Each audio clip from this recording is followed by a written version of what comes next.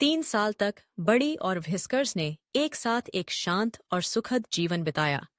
बड़ी, एक golden retriever, अपनी वफादारी और मासूमियत के लिए जाना जाता था।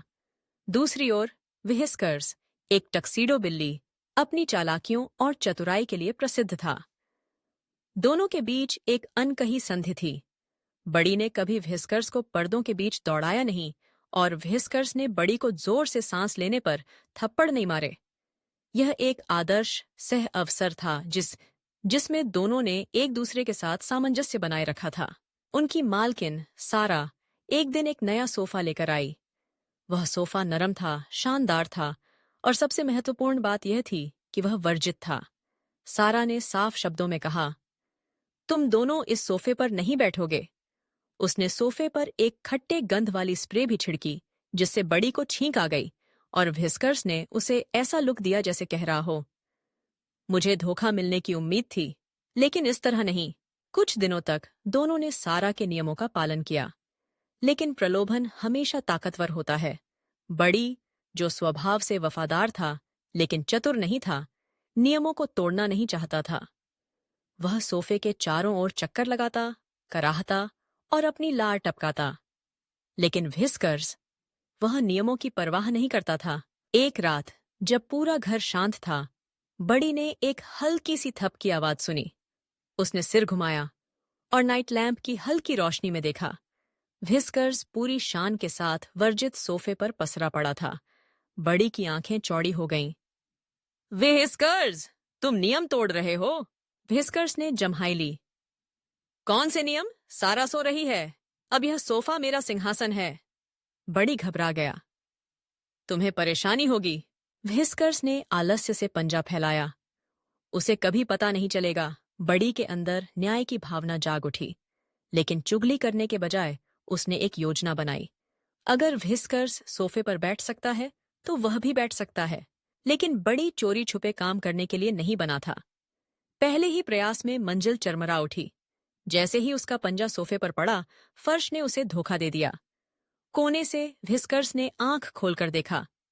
नवसिखुआ, सारा ने आवाज सुनी और तुरंत कमरे में आ गई। उसने उंगली उठाई। बड़ी, नीचे उतरो। बड़ी रंगे हाथों पकड़ा गया, शर्म से सिर झुकाकर पीछे हट गया। व्हिस्कर्स? वह तो जरा भी हिला नहीं। बड़ी ने धीरे से पूछा, तुम हमेशा बच कैसे जाते हो? व्हिस्कर्स ने अपना पंजा चाटते हुए कहा, क्योंकि मैं चालाक हूं। और तुम?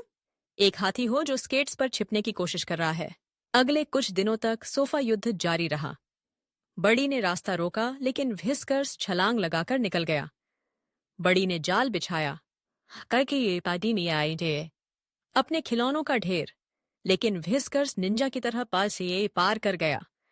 पर सबसे बड़ा हमला तब हुआ जब व्हिस्कर्स ने एक टुकड़ा केबल, बिल्ली का खाना, सोफे पर गिरा दिया। बड़ी ने सदमे में देखा।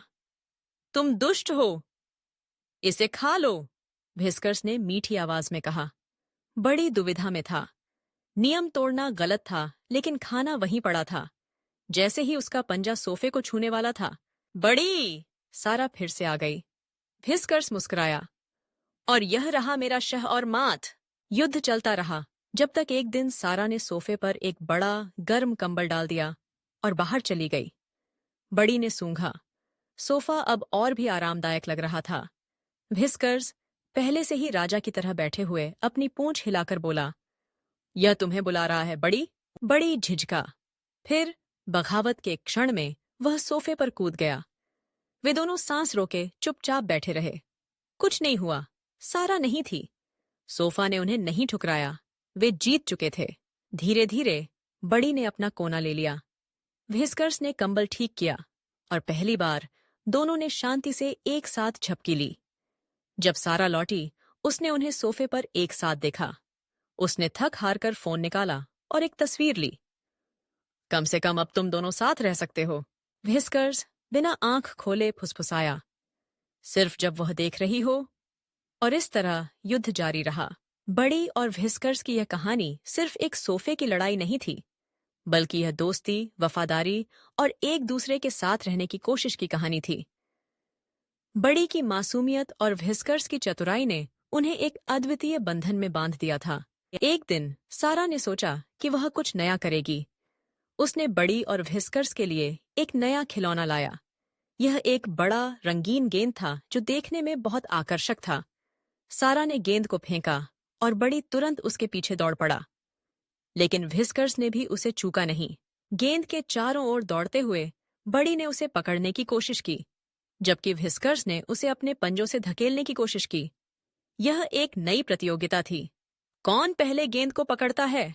बड़ी ने अपनी सारी ताकत लगाई, लेकिन व्हिस्कर्स ने अपनी चतुराई से उसे मात दी। वह गेंद को अपने पंजों से पकड़ने में सफल रहा। बड़ी ने निराश होकर उसे देखा। तुम हमेशा जीतते हो, व्हिस्कर्स। व्हिस्कर्स ने गर्व से कहा, क्योंकि मैं चालाक हूं। लेकिन फिर उसने गेंद को बड़ी की ओर धकेल दिया। लेकिन तुम्हारे बिना यह मजेदार नहीं होता। बड़ी ने खुशी से गेंद को अपने पंजों से पकड़ लिया। धन्यवाद दोस्त। इस नए खेल ने उनकी दोस्ती को और मजबूत किया। सोफे की लड़ाई और गेंद की प्रतियोगिता ने उन्हें एक दूसरे के करीब लाया। अब वे केवल सहनिवासी नहीं थे, बल्कि सच्चे दोस्त बन गए थे। समय बीतता गया और बड़ी और व्हिस्कर्स ने एक साथ कई रोमांचक क्षण बिताए। सारा ने देखा कि कैसे दोनों ने एक दूसरे के साथ सामंजस्य स्थापित किया था। उसने सोचा, यहाँ एक अद्भुत बंधन बन रहा है। एक दिन सारा ने सोचा कि वह अपने दोस्तों को बड़ी और व्हिस्कर्स से मिलवाएगी। उसने एक छोटी सी पार्टी का आयोजन किया। उसके दोस्तों ने बड़ी और व्हिस्कर्स को देखा और उनके व्यवहार को देखकर हैरान रह गए। बड़ी अपनी मासूमियत के साथ सभी का ध्यान आकर्षित कर रहा था, जबकि व्हिस्कर्स अपनी चतुराई से सबको प्रभावित कर रहा था। पार्टी के दौरान बड़ी और व्हिस्कर्स ने एक दूसरे के साथ खेलना शुरू किया और सभी ने उनकी दोस्ती की तारीफ की। सारा ने मुस्कुराते हुए कहा, देखो वे कितने अच्छे दोस्त बन गए हैं। उसके दोस्तों ने सहमति में सिर हिलाया। पार्टी के अंत में सारा ने एक फोटो खींची, जिसमें बड़ी और व्हिस्कर्स एक दूसरे के पास बैठे थे। यह तस्वीर हमेशा याद दिलाएगी कि दोस्ती का मतलब क्या होता है, उसने कहा। बड़ी और व्हिस्कर्स ने एक दूसरे की ओर देखा और समझ गए कि उनकी दोस्ती ने उन्हें एक नई पहचान दी है। वे न केवल एक दूसरे के लिए बल्कि एक दूसरे के साथ भी बेहतर बन गए थे। इस तरह बड़ी और व्हिस्कर्स की कहानी एक नई दिशा में बढ़ी। सोफे की लड़ाई अब एक पुरानी याद बन चुकी थी और गेंद का खेल उनकी दोस्ती का प्रतीक बन गया था। वे जानते थे कि चाहे कितनी भी मुश्किलें आएं, वे हमेशा एक दूसरे के साथ रहेंगे। बड़ी की मासूमियत और व्हिस्कर्स की चतुराई ने उन्हें एक अद्वितीय बंधन में बांध दिया था, और यह बंधन हमेशा मजबूत रहेगा। इस प्रकार बड़ी और व्हिस्कर्स ने एक नई यात्रा शुरू की, जिसमें दोस्ती, प्यार और एक दूसरे के साथ बिताए गए अनमोल क्षण शामिल थे। उनके जीवन में एक नया अध्याय खुल चुका था और वे दोनों इसे जीने के लिए तैयार थे। बड़ी और व्हिस्कर्स की कहानी केवल एक सोफे की लड़ाई से शुरू हुई थी, लेकिन यह दोस्ती की एक खूबसूरत दास्तान में बदल गई। और इस तरह उनकी दोस्ती का सफर जारी रहा, नए रोमांचों और अनुभवों के साथ।